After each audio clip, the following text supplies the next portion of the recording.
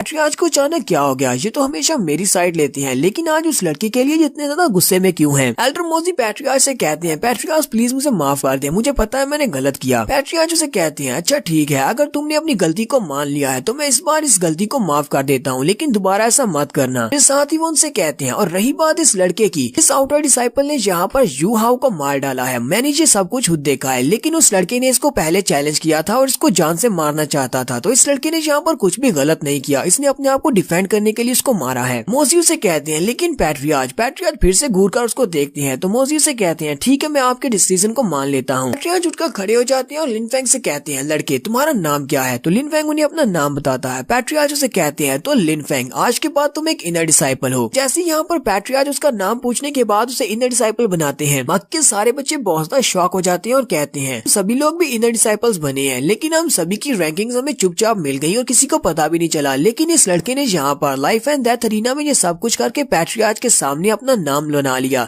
Patriarch को इसका नाम पता है और पैट्रियार्च की नजर में ये एक जीनियस है। जबकि लिन फेंग भी इस बात से काफी ज्यादा खुश होता है और कहता है, आज मुझे पैट्रियार्च की अटेंशन मिल गई, यानी कि अब एल्डर मोजी भी मेरे ऊपर अटैक नहीं कर सकते, क्योंकि उन्हें अच्छी तरह से पता है कि मेरी बैकग्राउंड में पैट्रियार्च है और पैट्रियार्च मुझे लाइक करते हैं, इसी वजह से उन्होंने जहाँ पर मेरा नाम पूछा और जहाँ पर सभी के सामने मुझे इनर डिसाइपल बना दिया है। फिर साथ ही वो कहता है, लेकिन पैट्रियार्च को यहाँ पर मेरे जैसे एक आउटर डिसाइपल की फिक्र क्यों होगी? लास्ट टाइम जब मेरा सामना सुजैन के साथ हुआ था, वहाँ पर तो ये मुझे हैंड ओवर करने के लिए तैयार थे और वहाँ पर इन्होंने एक लफ्ज भी अपने मुंह से नहीं निकाला। मुझे लगता है कि मास्टर बीला और कुंगलाओ ने मेरे बारे में बताया होगा, इसी वजह से पैट्रियार्च को पता है कि मैं एक जीनियस हूँ और वो मुझे खोना नहीं चाहते। लेकिन एल्डर मोजी का क्या किया जाए, वो बहुत बड़ा कमीना है और मुझे लगता है कि वो फ्यूचर में फिर से मुझे मारने की कोशिश करेगा। यहाँ पर हमारा लिन फेंग और एल्डर मोजी दोनों एक ही बात सोच रहे होते हैं। वो दोनों सोच रहे होते हैं, अगर ये यहाँ पर है तो मैं नहीं रह सकता और अगर मैं यहाँ पर हूँ तो ये नहीं रह सकता। लिन फेंग कहता है, एल्डर मोजी को तो मेरे हाथ से मरना पड़ेगा, फिर चाहे मुझे पूरे के पूरे यूनाई सेक्टर को ही अपना दुश्मन क्यों ना बनाना पड़े।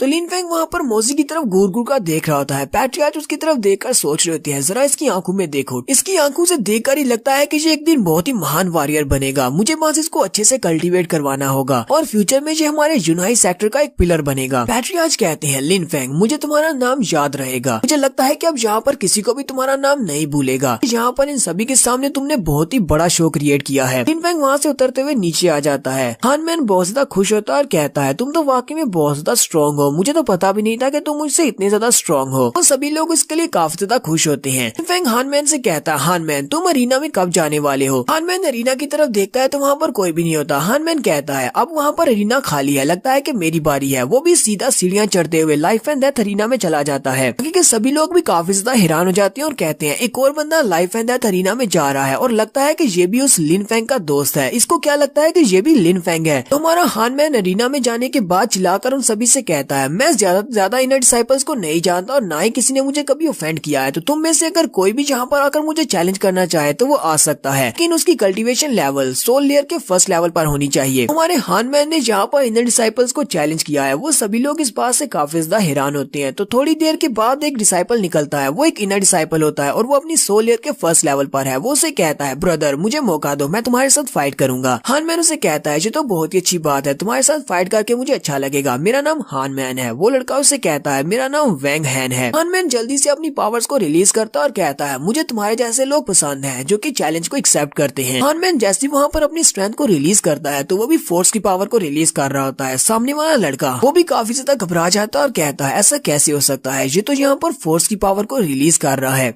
आज भी इस बात से बहुत ज्यादा हैरान हो जाती है और कहते हैं, ऐसा कैसे हो सकता है। यहाँ पर एक नहीं बल्कि दो बच्चे ऐसे हैं जो कि फोर्स की पावर को रिलीज कर रहे हैं, ताकि ये भी लिन फेंग का ही दोस्त है। आज इस बात से बहुत ज्यादा खुश होते हैं और कहते हैं, आज हमारा यूनाई सेक्टर एक बहुत बड़ी डेस्परेट सिचुएशन में है। ऐसी सिचुएशन में हमें ऐसे लड़कों की तलाश थी। मुझे यहाँ पर दो लड़के ऐसे मिल गए हैं जो कि फोर्स की पावर को समझते हैं। अगर हमने इन दोनों लड़कों को बहुत ही अच्छे से कल्टीवेट करवाया तो फ्यूचर में हमारा सेक्टर बहुत ही अच्छे से राइज करेगा। यहीं पर पैट्रियार्च हमें स्नो मून किंगडम के बारे में बताते हैं कि वहाँ पर काउंटलेस सेक्टर्स एंड क्लैंस हैं, लेकिन उनमें से बहुत ही कम ऐसे हैं जो कि बहुत ज्यादा पावरफुल हैं। लेकिन स्नो मून इंपीरियल फैमिली बहुत ज्यादा स्केरियस्ट फैमिली है। वो लोग बहुत ज्यादा पावरफुल है और बहुत ज्यादा खतरनाक है। हमारे इस पूरे के पूरे वेस्ट किंगडम में कोई भी ऐसी फैमिली या कोई भी ऐसा क्लैन नहीं है जो कि इनके खिलाफ जा सके। इंपीरियल फैमिली के अंदर रॉयल यू फैमिली के अलावा और भी बहुत सारी ऐसी पावरफुल फोर्सेस हैं, जैसे कि यूनाइट सेक्टर, हाउजू सेक्टर, लूजिया सेक्टर और आइस स्नो माउंटेन विलेज। यानी कि इस पूरे किंगडम में ऐसे बहुत सारे सेक्टर्स हैं जहाँ पर बहुत सारे मार्शल आर्ट्स के डिसाइपल्स हैं। लेकिन लेकिन यहाँ पर अफसोस की बात तो ये है, इंपीरियल सिटी में 8 ऑफिशियल्स हैं जो कि बहुत ज्यादा पावरफुल है, हमारे कोर डिसाइपल्स हैं, लेकिन हम में से कोई भी कोर डिसाइपल ऐसा नहीं है जो कि 8 ऑफिशियल्स में से शामिल हो। हमारा यूनाई सेक्टर कभी भी इस काम में कामयाब नहीं हो सका कि किसी ऐसे कल्टीवेटर को राइज करवाया जा सके। कोई भी मार्शल आर्टिस्ट एक ऑफिशियल नहीं बन पाया। इसी वजह से सभी लोग हमारे यूनाई सेक्टर को बहुत ज्यादा काम मांगते हैं। आज इन दोनों लड़कों में से एक लड़के को हमें भी एक ऑफिशियल रैंक मिल जाए। अगर एक ऑफिशियल रैंक हमारे यूनाई सेक्टर से होगा तो हमारा यूनाई सेक्टर बहुत ही तेजी से राइज करेगा। तुम्हारा हानमैन जैसी वहाँ पर अपनी फोर्स की पावर को रिलीज करता है तो उसकी पावर का प्रेशर बहुत ज्यादा होता है। वो सिर्फ अपनी फोर्स की पावर के साथ ही सामने वाले को घुटनों पर झुका देता है और सामने वाला भी वहीं पर अपने घुटनों पर झुक जाता है। अब उससे बर्दाश्त नहीं होता तो वो हानमैन से कहता है, ब्रदर प्लीज रुक जाओ, मुझे पता है कि मैं तुमसे फाइट नहीं कर सकता, तुम्हारी स्ट्रेंथ मुझसे बहुत ज्यादा है। मैं यहाँ पर तुम्हें कंग्रेचुलेट करता हूँ, आज के बाद तुम भी एक इनर सेक्टर डिसाइपल हो। हानमैन बहुत ज्यादा खुश हो जाता है और उसे कहता है, हमारा बहुत बहुत शुक्रिया मेरे साथ यहाँ पर फाइट करने के लिए। अब मैं एक इनर डिसाइपल बन चुका हूँ, इसलिए हम दोनों की फाइट काफी ज्यादा अच्छी रही। उनके सामने वाला लड़का भी आगे से मुस्कुरा देता है और उसे कहता है, तुम्हारा बहुत बहुत शुक्रिया जो तुमने यहाँ पर मेरी जान नहीं ली। असल में वो सोच रहा था कि ये लिन फेंग का दोस्त है तो हो सकता है कि ये भी यहाँ पर इसकी जान ले ले। हानमैन अरीना से नीचे आ जाता है लिन फेंग के पास और लिन फेंग से कहता है, तो मैंने वहाँ पर अपने आप को जरा भी शर्मिंदा नहीं किया। लिन फेंग उसे कहता है, हाँ तुमने बहुत ही अच्छा काम किया है। लिन फेंग कहता है, हानमैन पहले से बहुत ज्यादा स्ट्रॉन्ग हो चुका है और ऊपर से इसके पास अब फोर्स की पावर है, तक इसका सामना किसी ऐसे बंदे के साथ नहीं होता जो कि फोर्स की पावर को यूज कर सकता हो, तक ये नहीं हारने वाला। हानमैन लिन फेंग से कहता है, तो क्या अब तुम यहाँ से जाने वाले हो, हमारा मैच तो खत्म हो चुका है। लिन फेंग उसे कहता है, नहीं हम लोग यहीं पर रुकेंगे, मैं तो यहीं पर रुकने वाला हूँ ताकि मैं बाकी के सारे मैचेस को ऑब्जर्व कर सकूं और कुछ नए स्किल्स को सीख सकूं। कहानी सुनाने वाला कहता है, हालांकि लिन फेंग और हानमैन दोनों की फाइट्स एंड हो चुकी हैं, लेकिन फिर भी वो दोनों यहीं पर रुकते हैं। लिन फेंग वहाँ पर रुकता है और सारी फाइट्स को देखता है। उन सारी फाइट्स के साथ उसका कोई भी ताल्लुक नहीं था, लेकिन उन सारी फाइट्स को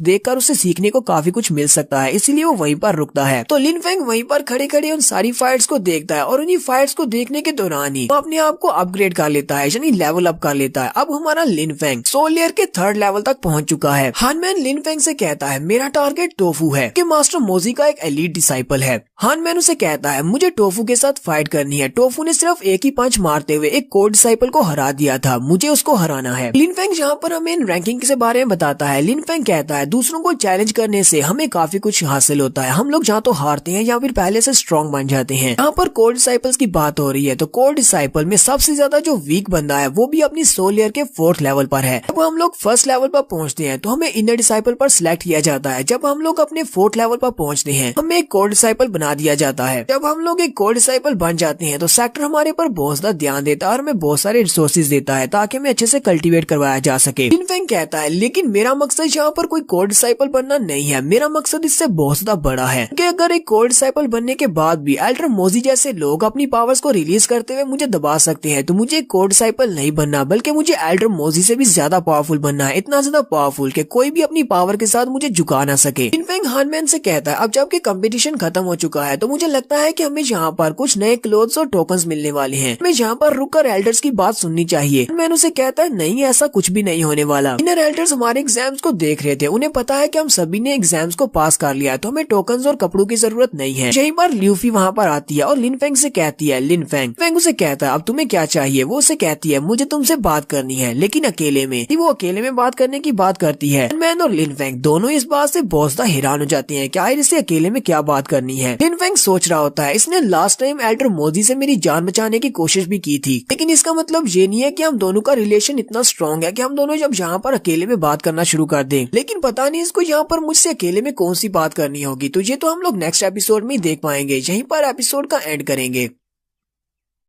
तो गाइस कैसे हैं आप सब लोग। डार्क स्पिरिट के एपिसोड 36 के साथ हाजिर हूँ। तो लास्ट एपिसोड के एंड पे हमने देखा था लिनमैन, हानमैन और जुनपो वो तीनों ही वहाँ से जाने लगते हैं क्योंकि उन्होंने अपने कंपटीशन को जीत लिया है। इस एग्जाम को पास करने के बाद वहाँ से जा रहे होते हैं तो उसी वक्त वहाँ पर ल्यूफी आती है और वो उससे कहती है, लिन फेंग मुझे तुमसे अकेले में बात करनी है। हानमैन और लिन फेंग दोनों उसकी बात सुनने के बाद बहुत ज्यादा हैरान हो जाते हैं। लिन फेंग कहता है, हाँ ये बात ठीक है कि मास्टर मोजी ने जब मेरे पर अटैक किया था तब इसने मुझे बचाने की कोशिश की थी, लेकिन इसका मतलब ये नहीं है कि हम दोनों एक दूसरे तक इतने ज्यादा क्लोज हैं कि अकेले में जाकर बात कर सकें। उसी वक्त हानमैन जिंग यून और जुनपो से कहता है चलो हम लोग चलते हैं, मुझे एक बहुत ही जरूरी काम याद आया, हम लोग यहाँ से जा रहे हैं। लिनफेंग तुम इससे बात करके वापस आ जाना। क्योंकि लिनफेंग इस बात से काफी ज्यादा हैरान होता है कि हानमैन यहाँ पर ये सब कुछ जानबूझकर कर रहा है। साथ ही वो जाने से पहले उसे कहता है ब्रदर गुड लक। लिनफेंग ल्यूफी से कहता है चलो ठीक है आओ आगे चलते हैं और बात करते हैं, और वो दोनों ही आगे की तरफ चलना शुरू करते हैं। ल्यूफी अभी भी बहुत ज्यादा शर्मा रही होती है। ल्यूफी बात करते हुए काफी ज्यादा शर्मा भी रही होती है और बात को स्टार्ट करते हुए उसे कहती है क्या तुम्हें याद है कि हमारी पहली मुलाकात कैसी थी? लिनफेंग उसे कहता है हाँ मुझे हमारी पहली मुलाकात याद है, तुमने मुझे तकरीबन मार ही डाला था। ल्यूफी उसे कहती है मेरे कहने का मतलब ये नहीं था, मैंने जानबूझकर तुम्हारे पर अटैक नहीं किया था क्योंकि तुम वहाँ पर मुझे नहाते हुए देख रहे थे, इसी वजह से मैंने तुम्हें मारने की कोशिश की। तो लिनफेंग उसकी बॉडी की तरफ देखता है और कहता है तुम्हारी बॉडी के से कौन सा पार्ट है जो कि स्पेशल है जिसकी तरफ मैंने देखा था? तो वो उसकी पूरी की पूरी बॉडी को ही देख डालता है, जबकि ल्यूफी उसकी तरफ देखती है और कहती है अभी तुम क्या कर रहे हो, अभी भी तुम मेरी बॉडी को घूर घूर कर देख रहे हो। जबकि लिनफेंग अंदर से सोच रहा होता है हाँ वाकई में इसकी बॉडी तो काफी ज्यादा अच्छी है, मैंने पहले कभी नोटिस नहीं किया। लिनफेंग उसे कहता है तुमने पहले मेरे ऊपर इल्जाम लगाया था कि मैंने तुम्हें नहाते हुए देखा, इसी वजह से अब मैं यहाँ पर खुलेआम तुम्हें देख रहा हूँ। जबकि ल्यूफी उसकी बात सुनने के बाद और भी ज्यादा शर्माना शुरू कर देती है। फिर साथ ही वो उसे कहती है चलो ठीक है मैं तुम्हारी इस बात को इस बार माफ कर देती हूँ, लेकिन दोबारा ऐसा नहीं होना चाहिए, और मैं इस बात को भी मान लेती हूँ कि उस दिन मेरी गलती थी। लिनफेंग उसकी बात सुनने के बाद काफी ज्यादा हैरान होता है और डायरेक्टली उसे कहता है कहीं ऐसा तो नहीं है कि तुम मुझे लाइक करती हो, इसी वजह से तुम मेरे साथ इस तरह बात कर रही हो। ल्यूफी उसकी बात सुनने के बाद एक जबरदस्त चीख मारती है और कहती है कमीने कहीं के ऐसी कोई भी बात नहीं है। थोड़ी देर के बाद वो दोनों फिर से शांत हो जाते हैं। ल्यूफी उसे कहती है मैं यहाँ पर तुम्हारे साथ कुछ डिस्कस करने के लिए आई हूँ। लिनफेंग उसे कहता है तुम्हें मुझसे किस बारे में बात करनी है? ल्यूफी उसे कहती है मून किंगडम में बहुत ही जल्दी एक नई एकेडमी ओपन होने वाली है, क्या तुम्हें पता है कि मून किंगडम में सबसे ज्यादा पावरफुल फोर्स कौन सी है? लिनफेंग उसे कहता है हाँ मुझे पता है कि मून फैमिली में सबसे ज्यादा पावरफुल फोर्स इंपीरियल सिटी में इंपीरियल फैमिली है। मून सिटी में जो एम्परर की फैमिली है वो बाकी की सारी फैमिली से बहुत ज्यादा पावरफुल है, उनके पास बहुत ही अच्छे मार्शल आर्टिस्ट है और वो बहुत ज्यादा स्ट्रॉन्ग है, जिसके पास भी स्ट्रेंथ होगी वही सभी के ऊपर रूल करेगा।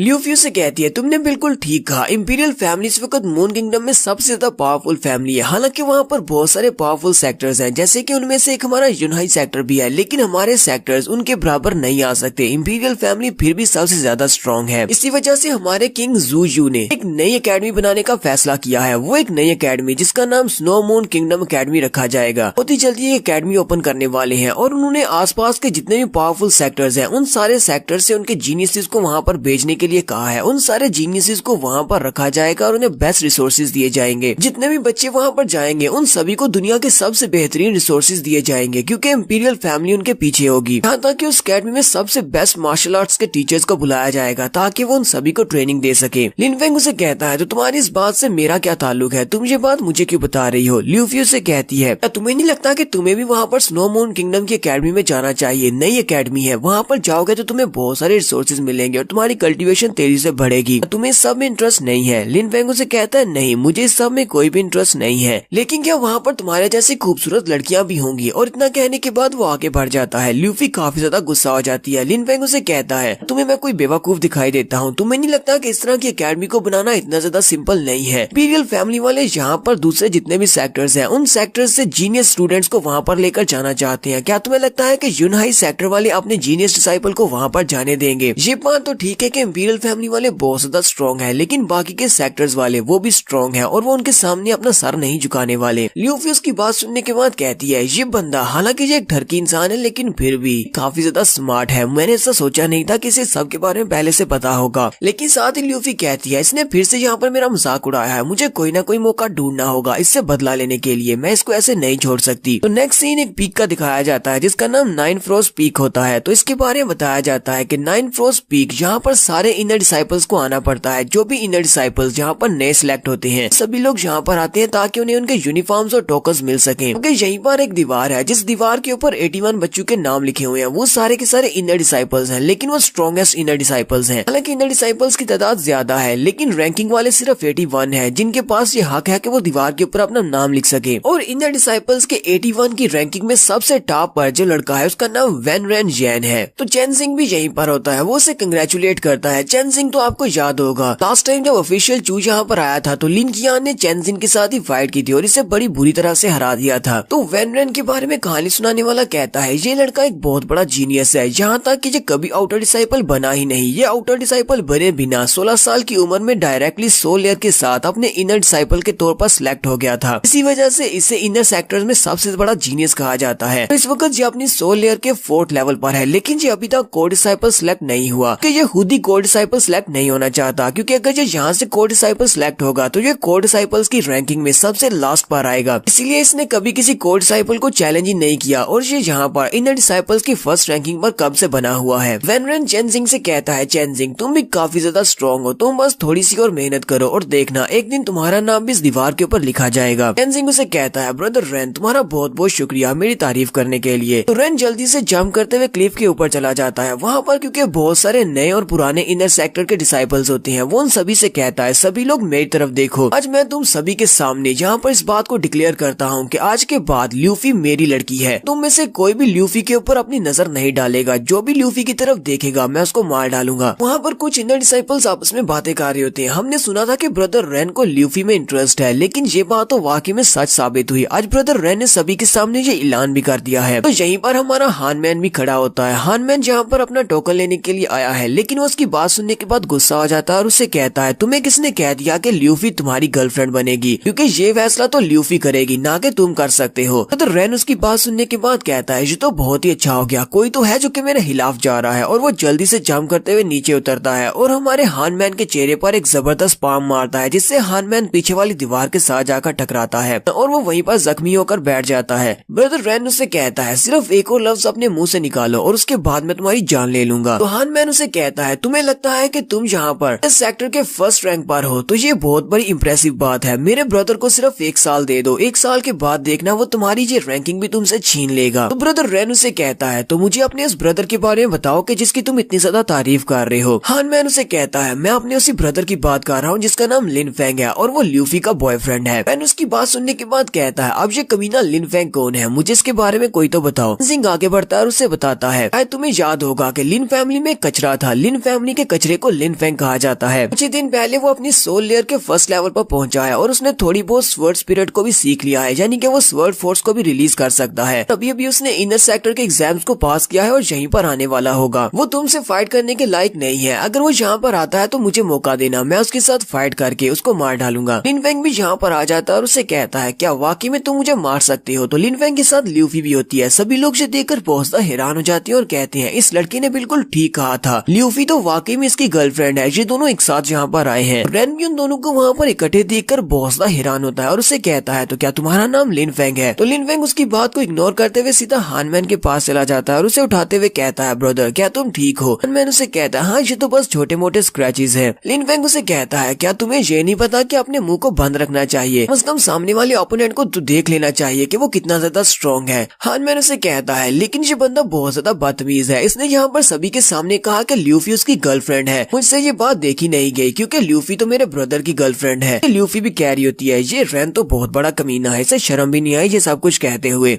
रेन लिन फेंग से कहता है, मैंने यहाँ पर तुमसे एक सवाल पूछा है, क्या तुम मेरी आवाज सुन रहे हो या नहीं। लिन फेंग हानमैन से कहता है, तो तुम्हें इस बात से क्या फर्क पड़ता है कि चाहे वो इस बारे में कहे कि ल्यूफी उसकी गर्लफ्रेंड है या नहीं है। जबकि हानमैन उसे कहता है, ब्रदर मैंने ये सब कुछ तुम्हारे लिए किया है। फिर से चिल्लाकर उसे कहता है, मैं यहाँ पर तुमसे बात कर रहा हूँ, क्या तुम मेरी आवाज सुन रहे हो, कहीं तुम बहरे तो नहीं। बाकी के सारे इनर डिसाइपल्स काफी ज्यादा घबरा जाते हैं और कहते हैं, ब्रदर रेन काफी ज्यादा गुस्सा हो गया है, अब हम लोग क्या करें। ये ऐसा ना हो कि इस लड़के की वजह से वो गुस्से के साथ हमारे ऊपर भी अटैक कर दे। फेंग उसकी बात सुनने के बाद कहता है, ओह तो तुम यहाँ पर मुझसे सवाल पूछ रहे हो, तो तुम मुझसे बात कर रहे हो। रेन उसे कहता है, चलो शुक्र है तुमने मेरी आवाज तो सुनी, मुझे तो लगा था कि तुम बह रहे हो। लिन फेंग उसे कहता है, तो तुम यहाँ पर मुझसे मेरा नाम पूछ रहे हो, तो इसका मतलब यह है कि तुम मेरे बारे में कुछ भी नहीं जानते। रेन उसे कहता है, नहीं, तुम्हारे जैसे कमीने के बारे में मुझे कुछ भी नहीं पता। लिन फेंग उसकी बात सुनने के बाद कहता है, तो अगर तुम मेरे बारे में कुछ भी नहीं जानते तो इसका मतलब मैं भी तुम्हें नहीं जानता। तुम मुझे जानते नहीं हो तो फिर मैं तुम्हारे सवाल का जवाब क्यों दूंगा। आए तुम अपने आप को समझते क्या हो कि तुम हो कौन, क्या तुम यहाँ के कोई एल्डर हो जिसके जवाब को देना मेरे लिए लाजमी है। रेन भी उसकी बात सुनने के बाद काफी ज्यादा गुस्सा हो जाता है, जबकि हमारा लिन फेंग आगे से हंस रहा होता है। तो यहीं पर हम लोग अपनी एपिसोड 36 का एंड करेंगे। एपिसोड की एक्सप्लेनेशन अच्छी लगी हो तो कमेंट करके जरूर बताइएगा। चैनल को सब्सक्राइब कर दे, वीडियो को लाइक और शेयर कर दे। शुक्रिया। डार्क स्पिरिट की एपिसोड 37 के साथ हाजिर हो। तो लास्ट एपिसोड के एंड पे हमने देखा था ब्रदर रेन लिन फेंग से कुछ पूछता है कि तुम्हारा नाम क्या है, लेकिन लिन फेंग आगे से खड़ा होकर उससे कहता है अगर तुम्हें मेरे नाम के बारे में नहीं पता तो इसका मतलब तुम मुझे नहीं जानते, और अगर तुम मुझे जानते नहीं हो तो फिर मैं यहाँ पर तुम्हारे सवाल का जवाब क्यों दूंगा, और तुम अपने बारे में क्या समझते हो कि तुम हो क्या चीज। यहीं पर चैन सिंह चिल्लाकर उसे कहता है कमीने लिन फेंग, तुम्हें क्या लगता है कि तुम यहाँ पर ब्रदर रेन के सामने इस तरह बात कर सकते हो, लगता है कि तुम मरना चाहते हो। जबकि लिन फेंग उसकी तरफ देखता और कहता है हाँ चैन सिंह, तुम्हारे बारे में तो मैं अच्छी तरह से जानता हूँ, तुम तो आउटर डिसाइपल्स की रैंकिंग में नंबर फर्स्ट पर थे और एक इनर डिसाइपल को चैलेंज करने के बाद एक इनर डिसाइपल बन गए थे। लेकिन जब ब्रदर चूनैन यहाँ पर आया था उस वक्त लिन कियान ने तुम्हारे साथ फाइट की थी और लिन कियान ने तुम्हें बहुत ही बुरी तरह से पीटा था, तुम वहाँ पर बहुत ही बुरी तरह से हारे थे। इसलिए तुम्हारे बारे में ये जीनियस का लफ्ज कहना ये तो बेकार है, क्योंकि तुम एक कचरे से ज्यादा कुछ भी नहीं हो। अगर तुम लिन कियान को नहीं हरा सकते तो तुम एक इनर डिसाइपल होने के लायक नहीं हो। ल्यूफी उसकी बात सुनने के बाद कहती है लिन फेंग की जुबान तो कुछ ज्यादा ही तेज चलती है, ये तो यहाँ पर किसी को भी नहीं छोड़ता। फेंग उसे कहता है तुमने थोड़ी देर पहले यहाँ पर रेन से कहा कि तुम मुझे बहुत ही आसानी से हरा सकते हो, क्योंकि मैं तो अभी अभी अपनी सोल लेयर में एंटर हुआ हूँ और मुझे थोड़ी बहुत फोर्स के बारे में पता है, तुम मुझे बड़ी आसानी से हरा दोगे, तो क्यों ना तुम ट्राई करके देखो। लिन फेंग उसे चैलेंज करता है और कहता है stormy goes life and death arena में, चलो हम दोनों वहाँ पर चलते हैं और जाकर एक दूसरे को चैलेंज करते हैं। सिंह उसकी बात सुनते ही बहुत ज्यादा घबरा जाता है और साथ ही वो सोच रहा होता है ये इतनी ज्यादा कॉन्फिडेंस के साथ मुझे यहाँ पर चैलेंज कैसे कर सकता है। इसे अभी सोल लेयर के ऊपर प्रमोट हुए ज्यादा दिन नहीं हुए, लेकिन उसने वहाँ पर यू हाउ को हरा दिया था। यू हाउ मुझसे ज्यादा स्ट्रॉन्ग था, अगर इसने उसको हरा दिया तो इसका मतलब ये मुझे भी यहाँ से आसानी से हरा सकता है। मैं वाकई में लाइफ एंड डेथ अरीना में इसके साथ फाइट करने के बाद जिंदा रह पाऊंगा या नहीं। मैं तो इतना ज्यादा स्ट्रॉन्ग हूँ भी नहीं, क्योंकि लिन कियान ने मुझे बड़ी आसानी से हरा दिया था और ये लड़का लिन कियान से तो ज्यादा स्ट्रॉन्ग है। तो लिन फेंग उसका मजाक उड़ाते हुए कहता है मुझे बहुत ज्यादा हंसी आ रही है, जब तुम आउटर डिसाइपल थे तब तुम आउटर डिसाइपल की रैंकिंग नंबर फर्स्ट पर थे, लेकिन इनर डिसाइपल बनने के बाद तुम यहाँ पर एक ताकतवर बंदे के तलवे चाट रहे हो, तुम यहाँ पर किसी के लैपडॉग बन चुके हो, तुम्हारे एम्बिशंस कहाँ पर चले गए। यहाँ पर जितने भी डिसाइपल्स हैं मैं उन सभी से यही बात कहना चाहूंगा, हमें अपने एम्बिशंस और गोल्स को सामने रखना चाहिए, ना कि यहाँ पर किसी पावरफुल के साथ लीच बनकर चिपकना चाहिए और उसके तलवे चाटना चाहिए, इससे हमें कुछ नहीं मिलने वाला। लिन फेंग यहाँ पर अपनी तीसरी मास्टर स्पिरिट यानी कि इल्यूजन बीस्ट की पावर्स को रिलीज कर रहा होता है और उसके दिमाग में इस बात को बिठा रहा होता है कि वो बहुत ज्यादा वीक है और एक कचरा है। सिंह उसकी बातें सुनने के बाद उन्हीं को अपने माइंड में दोहरा रहा होता है कि मैं यहाँ पर किसी के तलवे चाट रहा हूँ, मैं बहुत ज्यादा वीक हूँ और मैं किसी भी लायक नहीं हूँ, मैं एक कचरा हूँ, मैं एक बहुत बड़ा डरपोक हूँ जो कि यहाँ पर किसी के साथ चिपका हुआ हूँ, किसी पावरफुल के साथ, ताकि मैं अपने आप को बचा सकूँ। सब कुछ सोचने के बाद वो जोर से चिल्लाता है और वहाँ से डर के मारे भाग जाता है। चैन सिंह के वहाँ से चले जाने के बाद रेन उसे कहता है कचरे कहीं के, तुम्हारे अंदर काफी ज्यादा हिम्मत है, तुम्हारा मुंह भी काफी तेज चलता है, चाहे तुम कितने ही स्ट्रॉन्ग क्यों ना हो, तुम यहाँ पर मेरा मुकाबला तो नहीं कर सकते। तो ठीक है, मैं तुम्हें एक मौका देता हूँ, मेरे सामने अपने घुटने टेको और 10 बार मुझसे माफी की भीख मांगो तो मैं तुम्हें जिंदा छोड़ दूंगा। लिन फेंग हानमैन से कहता है हानमैन क्या इसी बंदे ने तुम्हारे पर अटैक किया है। हानमैन उसे कहता है हाँ इसी ने मेरे पर अटैक किया। हानमैन लिन फेंग को इसके बारे में बताता है, वो उसे कहता है वैन रेन टोफू से सिर्फ एक ही लेवल कमजोर है, लेकिन अब टोफू क्योंकि कोर डिसाइपल बन चुका है तो इनर डिसाइपल में ये सबसे ज्यादा स्ट्रॉन्गेस्ट है और इस वक्त ये फर्स्ट रैंकिंग पर है। हानमैन लिन फेंग से कहता है मुझे इससे बदला लेने की इतनी भी जल्दी नहीं है, मुझे यकीन है कि एक ना एक दिन तुम मेरा बदला इससे जरूर लोगे, लेकिन अभी नहीं, तुम एक दिन जरूर स्ट्रॉन्ग बनोगे। ब्रदर रेन उसे कहता है इससे ज्यादा फर्क नहीं पड़ता कि तुम कब आकर मुझसे बदला लेते हो, चाहे तुम कितने ही टैलेंटेड क्यों ना हो, अगर मैं तुम्हें मारना चाहूँ तो मैं यहीं पर तुम्हें मार सकता हूँ। लिन फेंग उसे कहता है तुम्हें किसने कह दिया कि मैं यहाँ पर तुम्हें छोड़ने वाला हूँ, तुमने तो मुझे यहाँ पर मौका दिया कि मैं तुम्हारे सामने घुटने टेक कर 10 बार तुमसे माफी मांगू तो तुम मुझे छोड़ दोगे, लेकिन अगर तुम मेरे सामने 100 बार भी घुटने टेक कर माफी मांगो मैं तब भी तुम्हें नहीं छोड़ूंगा, मैं तुम्हें मार डालूंगा। तो रेन उसकी बात सुनने के बाद जोर जोर से हंसना शुरू कर देता है, जबकि बाकी के सभी ने डिसाइपल्स बहुत ज्यादा घबरा जाती हैं और कहती हैं रेन बहुत ज्यादा गुस्सा हो गया है, इसी वजह से वो यहाँ पर हंस रहा है कि वो इसके ऊपर अटैक करने वाला है। जबकि ल्यूफी चिल्लाकर उसे कहती है रेन ये तुम क्या कर रहे हो, ये स्टॉर्मी गोज का लाइफ एंड डेथ अरीना नहीं है, ये इनर डिसाइपल्स की प्लेस है, यहाँ पर ये सारे बच्चे अपने इनर डिसाइपल्स के टोकन लेने के लिए आए हैं, तुम यहाँ पर किसी को जान से नहीं मार सकते। साथ ही वो सोच रही होती है हालांकि मेरा लिन फेंग भी काफी ज्यादा स्ट्रॉन्ग है, लेकिन फिर भी वो रेन का मुकाबला नहीं कर सकता। रेन इस वक्त अपनी सोल लेयर के 4th लेवल पर है, लेकिन मैं यहाँ पर लिन फेंग को मरने नहीं दे सकती। लिन फेंग को मुझे स्नो मून एकेडमी में लेकर जाना है। तो रेन वहाँ पर अपनी पावर्स को रिलीज करता है और उसे कहता है ल्यूफी तुम मेरी गर्लफ्रेंड बनने वाली हो, तुम्हें नहीं लगता कि यहाँ पर अगर तुम किसी दूसरे मर्द को प्रोटेक्ट करने की बात करोगी तो इससे मैं बहुत ज्यादा गुस्सा हो जाऊंगा। ल्यूफी उसकी बात सुनने के बाद कहती है अपनी बकवास बंद करो, तुम्हें किसने कह दिया कि मैं तुम्हारी गर्लफ्रेंड हूँ। हाँ ये बात ठीक है कि मैं इसकी गर्लफ्रेंड हूँ, तो लिन फेंग की गर्लफ्रेंड होने के नाते मैं तुम्हें माफ नहीं करूंगी अगर तुम इसके ऊपर अटैक करोगे। जैसे ल्यूफी यहाँ पर ये वाली बात करती है तो पीछे के जितने भी इनर डिसाइपल्स होते हैं जो पहले घबराए हुए होते हैं वो सभी चिल्लाकर कहते हैं तो ये बात वाकई में सच है कि ल्यूफी इसकी गर्लफ्रेंड है, इस कमीने को हम लोग सबक सिखाएंगे, ल्यूफी के लायक नहीं है, एक बार इसे इनर डिसाइपल सेक्टर से बाहर निकलने दो या फिर ब्रदर रैन को इसके ऊपर अटैक करने दो। इस पर अटैक करने के बाद हम सभी लोग मिलकर इस पर अटैक करेंगे और इसको एक अच्छा सबक सिखाएंगे इसकी हिम्मत कैसे हुई ल्यूफी का बॉयफ्रेंड बनने की। जबकि हमारा हानमैन भी काफी ज्यादा खुश हो जाता है और कहता हाँ मुझे लगा ही था, मेरे ब्रदर ने तो बहुत ही खूबसूरत लड़की को पटा लिया है। तो ब्रदर रैन ल्यूफी से कहता है क्या तुम्हें लगता है कि अगर मैं यहाँ पर चाहूँ किसी को जान से मारना तो मैं उसको जान से नहीं मार सकता, सेक्टर में कोई भी ऐसा नहीं है जो कि मुझे किसी को कुछ भी करने से रोक सके। तो यहीं पर इनर सेक्टर एल्डर आ जाते हैं जिनका नाम जूजू होता है। जूजू वहाँ पर आते हैं और उससे कहते हैं तुम इनर डिसाइपल्स की फर्स्ट रैंकिंग पर हो, इसका मतलब ये नहीं है कि इस सेक्टर में रूल्स नहीं है, तुम यहाँ पर किसी की जान नहीं ले सकते। क्या तुम्हें लगता है कि यूनाई सेक्टर तुम्हारे बाप की जागीर है जहाँ पर जो चाहे वो तुम कर सकते हो। ब्रदर रैन एल्डर जूजू से कहता है जूजू ये तुम्हारी टेरिटरी नहीं है, यहाँ से वापस चले जाओ, तुम्हारे पास ऐसा कोई अधिकार नहीं है कि तुम यहाँ पर मुझे कुछ करने से रोक सको। चीजें सुनने के बाद और भी ज्यादा घबरा जाती हैं और कहती हैं ब्रदर रैन कर क्या रहा है, ये एक इनर सेक्टर एल्डर के साथ किस तरह बदतमीजी से बात कर रहा है, इसका मतलब ये है कि ये इनर सेक्टर एल्डर से भी नहीं डरता। एल्डर जूजू से कहते हैं अपनी बकवास बंद करो, सभी बच्चे यहाँ पर अपने इनर सेक्टर के टोकन्स को लेने के लिए आए हैं क्योंकि इन्होंने एग्जाम्स को पास किया है और तुम इन सभी को एक सीनियर होने के नाते किस तरह बुली कर रहे हो। तुम्हें लगता है कि इनर सेक्टर एल्डर होने के नाते ये मेरा बिजनेस नहीं है कि मैं यहाँ पर तुम्हें रोकूं। एक बार एक और इनर सेक्टर एल्डर आ जाते हैं और उसे कहते हैं मेरे लड़के ने बिल्कुल ठीक कहा, ये तुम्हारा बिजनेस नहीं है इसलिए इसमें अपनी टांग मत अड़ाओ और यहाँ से दफा हो जाओ। दूसरे इनर सेक्टर एल्डर का नाम लू जुआन होता है। तो लू जुआन इस एरिया के इंचार्ज हैं, वो उसे कहते हैं जूजू तुम यहाँ पर क्या कर रहे हो, तुम्हें पता है कि इस एरिया का एल्डर मैं हूँ, सारे इनर सेक्टर्स का एल्डर मैं हूँ। और यूजू चलाकर उसे कहते हैं लू जुआन तो तुम्हारे कहने का मतलब क्या है, अगर तुम्हारा इनर सेक्टर का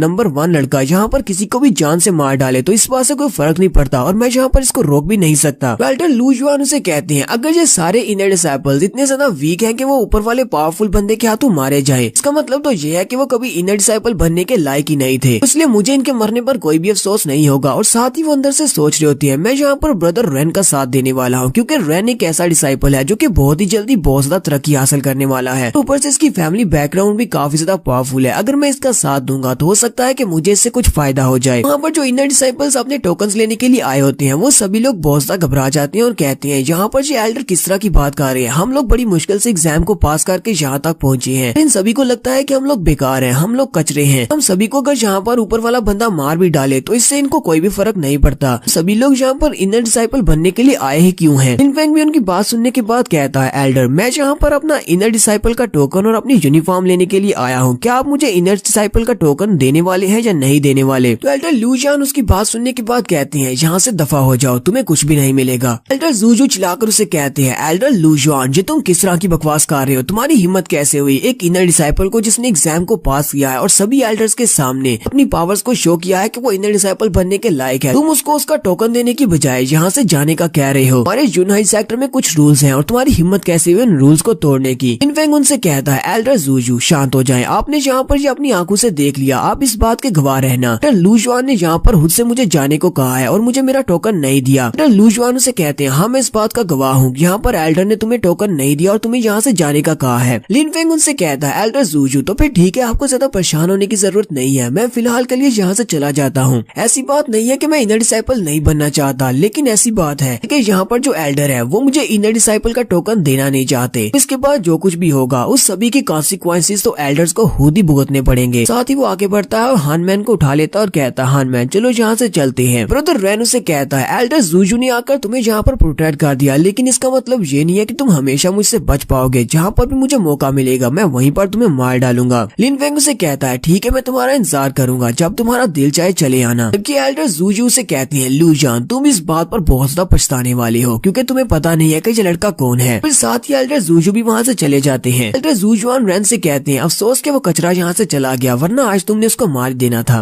ब्रदर रैन उसे कहता है एल्डर आपको परेशान होने की जरूरत नहीं है, वो लड़का बहुत ही जल्दी मेरे हाथ से मारा जाएगा। तो लिनफेंग हानमैन को लेकर बाहर की तरफ जा रहा होता है तो ल्यूफी फिर से वहाँ पर आ जाती है और उसे कहती है लिनफेंग मुझे तुमसे बात करनी है। हानमैन लिनफेंग से कहता है ब्रदर लिनफेंग मुझे अभी अभी एक बहुत ही इंपॉर्टेंट काम याद आ गया है, मुझे पोजुन के साथ जाना है, इसलिए मैं उसके साथ पहले चला जाता हूँ, तुम दोनों यहीं पर रुको और इसके साथ ही आ जाना। लिनफेंग कहता है थोड़ी देर पहले इसने एक ताकतवर बंदे के साथ फाइट ले ली, लेकिन जब इस तरह की बात आती है तब ये अचानक से समझदार हो जाता है और मुझे अकेला छोड़कर चला जाता है। ल्यूफी हमारे लिनफेंग से कहती है लिनफेंग मुझे लगता है कि आज के बाद तुम्हें बहुत ज्यादा एहतियात करना होगी क्योंकि रन किसी वक्त भी तुम्हारे पर अटैक कर सकता है। वो बंदा बहुत ज्यादा खतरनाक है। लिन फेंग उसे कहता है अचानक से तुम्हें मेरी इतनी ज्यादा फिक्र क्यों हो रही है। वो उसे कहती है मैं बस इसीलिए कह रही हूँ क्योंकि तुम बहुत ही जल्दी मून अकेडमी को ज्वाइन करने वाले हो। मैं नहीं चाहती कि मून अकेडमी को ज्वाइन करने से पहले तुम मारे जाओ। लिन फेंग उसे कहता है लेकिन मैंने तुम्हें कब कह दिया कि मैं मून अकेडमी को ज्वाइन करूंगा। तो लगता है कि तुम मेरी केयर करती हो क्योंकि तुम मेरी गर्लफ्रेंड हो, इसी वजह से। यूफी उसे कहती है तुम्हें किसने कह दिया कि मैं तुम्हारी गर्लफ्रेंड हूँ। वो तो बस मैंने वैसे ही उसको पिस ऑफ करने के लिए ये बात कही थी। फिर साथ ही वहाँ से चली जाती है और कहती है पर मेरी बात को याद रखना, एन बहुत ज्यादा खतरनाक है और उससे बहुत ज्यादा एहतियात करना, कहीं ऐसा ना हो कि तुम वाकई में उसके हाथों मारे जाओ। लिन फेंग उसके जाने के बाद कहता है ये लड़की हालांकि इसका गुस्सा तेज है लेकिन ये बहुत ज्यादा क्यूट है। यहीं पर हमारी एपिसोड 37 का एंड होता है। एपिसोड की एक्सप्लेनेशन अच्छी लगी है तो कमेंट करके जरूर बताइएगा। चैनल को सब्सक्राइब कर दे, वीडियो को लाइक और शेयर कर दें। शुक्रिया।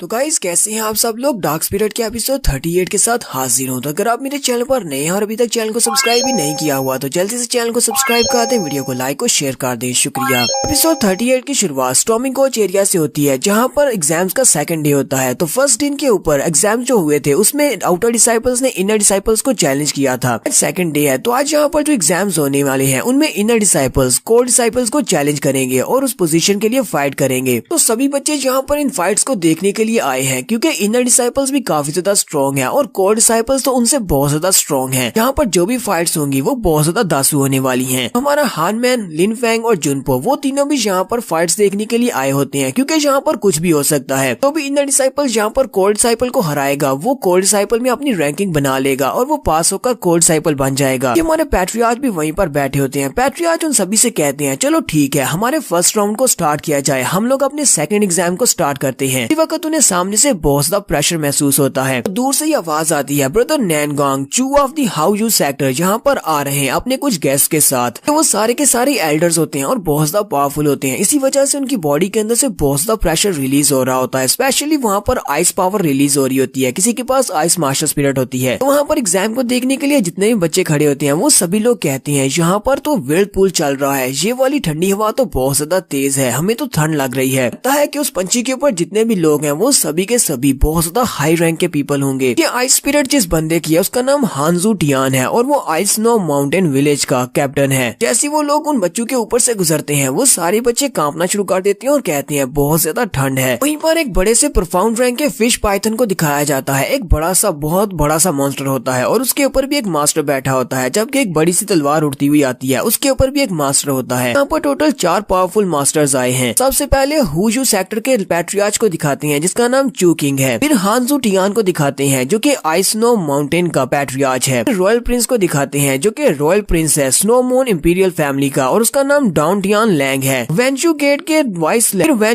वाइस लॉर्ड को दिखाया जाता है जिसका नाम टेंगवू शान है। प्रिंस लैंग आके बढ़ता है, उसे कहता है ब्रदर नैनगोंग प्लीज मुझे माफ करना, बिना बताए हम लोग यहाँ पर चले आए और तुम्हें विजिट करने के लिए आ गए, साथ ही मैं अपने साथ कुछ गेस्ट भी लेकर आया हूँ। जुनहाई सेक्टर के पैट्रियार्च उसे कहते हैं कोई बात नहीं, मैं यहाँ पर बहुत ज्यादा खुश हूँ कि तुम सभी लोग यहाँ पर पर्सनली हम सभी से मिलने के लिए आए हो। प्रिंस लैंग पैट्रियार्च से कहता है लास्ट टाइम तुम्हें याद तो होगा मैंने अपने बेटे को यहाँ पर भेजा था और तुमने उससे कहा था कि उसे अपने फादर के पास जाकर किसी तमीज सीखनी चाहिए था, किसी के सामने किस तरह बात की जाती है। वैसे आपको भी इसका बेटा याद आ रहा होगा जब ल्यूफी ने आकर पैट्रियार्च से बात की थी मून अकेडमी की, तब वहीं पर एक लड़के ने उनसे बात की थी कि आप लोग यहाँ पर इंपीरियल फैमिली के ऑर्डर्स को मना कर रहे हैं। वहीं पर पैट्रियार्च ने गुस्से के साथ उसे कहा था कि जाकर अपने फादर से थोड़ी तमीज सीखो। उसने कहा था कि मैं अपने फादर को जरूर बताऊंगा, तो ये उसका फादर है। पैट्रियार्च भी उनकी बात सुनने के बाद कहते हैं हाँ मैंने उस लड़के से कहा था और वाकई में उससे थोड़ी तमीज सीखने की जरूरत है। फिर साथ ही वो सोच रहे होते हैं इस सारे बुड्ढे यहाँ पर कर क्या रहे हैं, ये सभी के सभी पावरफुल क्लैंस के लीडर हैं और यहाँ पर एक साथ आ गए हैं। मुझे लगता है कि यहाँ पर कुछ न कुछ तो बड़ा चल रहा है। प्रिंस लैंग उसे कहते हैं पैट्रियार्च तुमने यहाँ पर इस बात को अगर रिफ्यूज किया कि तुम अपने पावरफुल लड़कों को हमारी स्नो मून अकेडमी में भेजने को तैयार नहीं हो तो फिर ठीक है, मैं यहाँ पर पर्सनली आया हूँ। इन सारे बच्चों में से मैं खुद चूज कर लूंगा कि कौन सा बच्चा हमारी स्नो मून अकेडमी को ज्वाइन करेगा और कौन सा नहीं। सारे बच्चे बहुत ज्यादा हैरान होते हैं और कहते हैं ऐसा कैसे हो सकता है, हम लोग यहाँ पर यूनाइट सेक्टर को ज्वाइन करने के लिए आए हैं कि स्नो मून अकेडमी को, इनकी हिम्मत कैसे हुई यहाँ पर आकर ये बात करने की, ये लोग हमें रैंडमली जहाँ से चूज कर सकते हैं। पैट्रियार्च उसे कहते हैं अगर मैं तुम्हारी इस बात को भी मना कर दूं तो फिर तुम क्या करोगे। प्रिंस लैंग उसे कहता है पैट्रियार्च मुझे नहीं लगता कि आप यहाँ पर इस बात को रिफ्यूज कर सकते हैं, जिस तरह बाकी के सेक्टर्स पावरफुल थे उन सभी ने भी मेरे सामने हार मान ली, आप भी मानेंगे। फिर साथ ही वो पैट्रियार्च नैनगोंग गोंग से कहते हैं पैट्रियार्च फिलहाल के लिए हम पॉलिटिक्स की बातों को छोड़ देते हैं। मुझे लगता है कि यहाँ पर आके एग्जाम्स चल रहे हैं तो पहले आप एग्जाम्स को कंटिन्यू करें, हम भी तो देखें कि यहाँ पर कितने स्ट्रॉन्ग बच्चे हैं, फिर उसके बाद हम लोग चूज करेंगे। फिर साथ ही वो उन सारे बच्चों से कहते हैं तुम सभी लोग यहाँ पर अपना बेस्ट देना, क्योंकि अगर तुम सभी लोगों ने यहाँ पर बेस्ट दिया और अपनी पावर्स को हमें शो करवाया, अब में से किसी बच्चे को हम लोग अपनी स्नो मून अकेडमी के लिए चूज कर लेंगे। और स्नो मून अकेडमी में जाने के बाद तुम्हें वो सब कुछ मिलेगा जो तुम्हें इस छोटे से सेक्टर में नहीं मिल सकता। वहाँ पर तुम्हें रिसोर्सेज मिलेंगे, बेस्ट टीचर्स मिलेंगे, तुम्हारी जिंदगी बदल जाएगी। तो प्रिंस लैंग जैसे वहाँ पर सारे बच्चों से ये बात करते हैं, उनमें से कुछ बच्चे ये सोच रहे होते हैं हम लोग यहाँ पर यूनाई सेक्टर में बेटर रिसोर्सेज के लिए आए थे ताकि अपनी कल्टीवेशन को बढ़ा सके और एक स्ट्रॉन्ग मार्शल आर्टिस्ट बन सके। स्नो मून अकेडमी हमें ये सारे रिसोर्सेज दे रही है और हमें एक स्ट्रॉन्ग वॉरियर बना सकती है, तो हमें इस छोटे से सेक्टर को ज्वाइन रखने की जरूरत ही क्या है। पैट्रियार्च भी इस बात से काफी ज्यादा गुस्सा होते हैं और उन्हें महसूस होता है जैसे काफी सारे बच्चे इनकी साइड लेने को तैयार हो चुके हैं। पैट्रियार्च सोच रहे होते हैं चलो देखते हैं कि मेरे सेक्टर को कौन धोखा देता है। फिर साथ ही वो उन सभी से कहते हैं चलो ठीक है, अब जबकि ये सभी लोग यहाँ पर इस एग्जाम को देखने के लिए आए हैं। पैट्रियार्च कहते हैं लेकिन हम लोग यहाँ पर रूल्स को थोड़ा बहुत चेंज कर रहे हैं, आज यहाँ पर सिर्फ इनर डिसाइपल्स ही आपस में फाइट कर सकेंगे, आज यहाँ पर इनर डिसाइपल्स और कोर डिसाइपल्स आपस में फाइट नहीं कर सकते। पैट्रियार्च सोच रहे होती है मैं इन्हें यहाँ पर अपने कोर डिसाइपल्स की पावर्स नहीं दिखा सकता, क्योंकि कोर डिसाइपल्स हमारे यूनाई सेक्टर की फाउंडेशन है, मैं इनको सिर्फ अपने इनर डिसाइपल्स की पावर्स ही दिखाऊंगा। पैट्रियार्च सभी बच्चों से कहते हैं चलो ठीक है, मैं यहाँ पर तुम लोगों के लिए रूल्स को चेंज करता हूँ, आज के एग्जाम्स में जितने भी बच्चे हैं वो इनर डिसाइपल्स की रैंकिंग के लिए फाइट करेंगे, क्योंकि तुम सभी को पता है कि इनर डिसाइपल्स में 81 रैंकिंग्स है, तुम में से जो भी इनर डिसाइपल 81 की रैंकिंग में से जिसको भी हराएगा उसे उसकी रैंकिंग मिल जाएगी। लेकिन तुम लोग यहाँ पर एक ही बंदे को 2 बार चैलेंज नहीं कर सकते, इसलिए सोच समझ कर चैलेंज करना। जबकि प्रिंस लैंग भी उसकी बात समझ जाते हैं कि ये यहाँ पर मुझे अपनी पावर शो नहीं करवाना चाहता, इसीलिए इसने एग्जाम के रूल्स को चेंज किया है। पैट्रियार्च इनर डिसाइपल से कहते हैं जिस तरह तुम्हारी रैंकिंग है उसी हिसाब से सभी लोग यहाँ पर आ जाओ और बाकी के इनर डिसाइपल्स तुम इन्हें चैलेंज कर सकते हो। और सभी लोग वहाँ पर आ जाते हैं। ब्रदर रैन क्लिफ के ऊपर खड़ा होता है और उसके साथ उसके 4-5 टपोरी भी खड़े होते हैं जो कि उसके फॉलोअर्स हैं। वो उनसे कहता है वहाँ पर नीचे जाओ और जाकर उन सभी को मार डालना, मैं चाहता हूँ कि तुम्हारे ओपोनेंट्स मरने चाहिए। पैट्रियार्च उनसे कहते हैं चलो जल्दी से यहाँ पर अरीना में आ जाओ जो भी इन बच्चों को चैलेंज करना चाहते हैं। हनमैन लिन फेंग से कहता है ब्रदर लिन फेंग तुम्हें नहीं लगता कि इन बच्चों में से कोई भी यहाँ पर इनको चैलेंज नहीं करना चाहेगा, हम सभी लोग तो अभी अभी इनर डिसाइपल बने हैं और ये जितने भी रैंकिंग वाले बच्चे हैं वो हमसे बहुत ज्यादा स्ट्रॉन्ग है और हम में से कोई भी उनका मुकाबला नहीं कर पाएगा। लिन फेंग से कहता है मुझे ये वाले रूल्स काफी ज्यादा पसंद आए, मुझे लगता है काफी सारे बच्चे चैलेंज को एक्सेप्ट करेंगे। इस वक्त एक लड़का जल्दी से अरीना में चला जाता है और कहता है मेरा नाम डिसाइपल लू ली है और मैं यहाँ पर चैलेंज करने के लिए आया हूँ। इनर रैंक के नंबर 81 को मैं चैलेंज करता हूँ। इनर सेक्टर का रैंक 81 यू लीन आगे बढ़ता है और कहता है ठीक है मैं तुम्हारे चैलेंज को एक्सेप्ट करता हूँ। कि ब्रदर रैन उसे कहता है इसको मार डालना, वो रैन से कहता है हाँ क्यों नहीं, और वो जल्दी से जंप करते हुए अरीना में चला जाता है, जाते उस लड़के को मार डालता है। जबकि उसके बाद 4 और बच्चे यहाँ पर ऊपर वाली रैंकिंग्स को चैलेंज करते हैं, लेकिन वो बाकी के 4 भी उन 4 को मार डालते हैं। तो रैन उन सभी को वहाँ पर मरता हुआ देखकर हंसते हुए कहता है ये सभी लोग कचरे से ज्यादा कुछ भी नहीं है, सभी लोग तो इनर डिसाइपल बनने के लायक भी नहीं थे और इन्हें लगता है कि इनर डिसाइपल बनने के बाद दीवार के ऊपर ये अपना नाम लिख सकते हैं। यहाँ पर जितने भी बाकी के इनर डिसाइपल्स बच्चे होते हैं वो बहुत ज्यादा घबरा जाते हैं और वो डिमोटिवेट हो जाते हैं कि यहाँ पर हो क्या रहा है, बाकी में हम लोग इतने ज्यादा कमजोर हैं कि हम लोग बड़ी आसानी के साथ रैंकिंग वाले बच्चों के हाथों से मारे जा सकते हैं। ब्रदर रैन पैट्रियार्च से कहता है पैट्रियार्च तो क्या यहाँ पर हम लोग आपस की रैंकिंग वालों से फाइट कर सकते हैं, क्योंकि ये जितने भी नीचे के लोग हैं ये सारे तो कचरा है, इससे ज्यादा कुछ भी नहीं है। पैट्रियार्च रैन की बात सुनने के बाद सोच रही होती है वेन रैन जैन हालांकि ये बहुत ज्यादा एरोगेंट है, लेकिन इसकी स्ट्रेंथ की वजह से ये एक रेयर जीनियस है और मैं नहीं चाहता कि मैं इस रेयर जीनियस को यहाँ पर गवा दूं। लगता है कि फ्यूचर में ये हमारे यूनाई सेक्टर का एक बहुत ही पावरफुल पिलर बनेगा। करता हूँ कि जितने भी इनर डिसाइपल्स हैं वो लोग इन 5 लोगों के मौत की वजह से आगे आकर चैलेंज ना करें, वरना अगर वो चैलेंज करेंगे तो वो सभी लोग भी मारे जाएंगे। जहाँ पर हमारा हीरो आगे बढ़ता है, अपनी पावर्स को रिलीज करता है, तो सभी का ध्यान उसकी तरफ जाता है। ब्रदर रैन उसे कहता है तुम फिर से टांग अड़ाने के लिए आ गए। लिन फेंग उसे कहता है ब्रदर रैन तुम इनर डिसाइपल्स की फर्स्ट रैंकिंग पर हो, तुम हम सभी के सीनियर हो, लेकिन तुम हम सभी जूनियर्स को यहाँ पर इतना ज्यादा कम मांग रहे हो। तुम्हें लगता है कि तुम्हारे नीचे जितने भी इनर डिसाइपल्स हैं वो सारे के सारे कचरा हैं, इससे ज्यादा कुछ भी नहीं है। जबकि तुमने जब शुरुआत की थी तब तुम भी एक कचरा हुआ करते थे, तुमने भी 0 से शुरुआत की थी। तो बच्चे लिन फेंग की बात सुनने के बाद थोड़ी बहुत हिम्मत करते हैं और कहते हैं ये लड़का लिन फेंग बिल्कुल ठीक कह रहा है। तो रैन यहाँ पर हमें कचरे से ज्यादा कुछ भी नहीं समझता, उसे लगता है कि हम लोग बहुत ज्यादा वीक है, लेकिन हमने भी एग्जाम को पास किया और हम लोग इनर डिसाइपल बने हैं। पैट्रियार्च कहते हैं हीशान, टोफू,